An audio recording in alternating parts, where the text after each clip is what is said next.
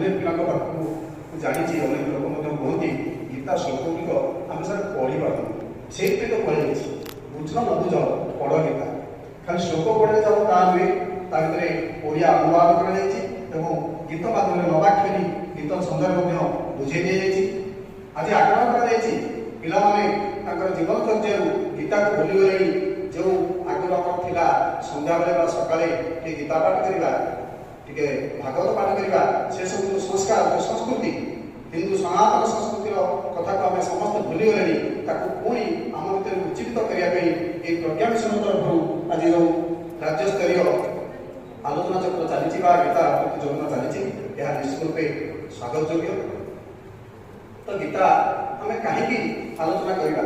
ଯେଉଁମାନେ ଗୀତା ପାଠ କରନ୍ତି ଆମେ ଯଦି ତାଙ୍କୁ ପଚାରିବା ତାହେଲେ ସେମାନେ ଗୋଟିଏ କଥା କହିବେ, ଜୀବନରେ ଯେତେ ସମସ୍ୟା ଅଛି ସବୁ ସମସ୍ୟାର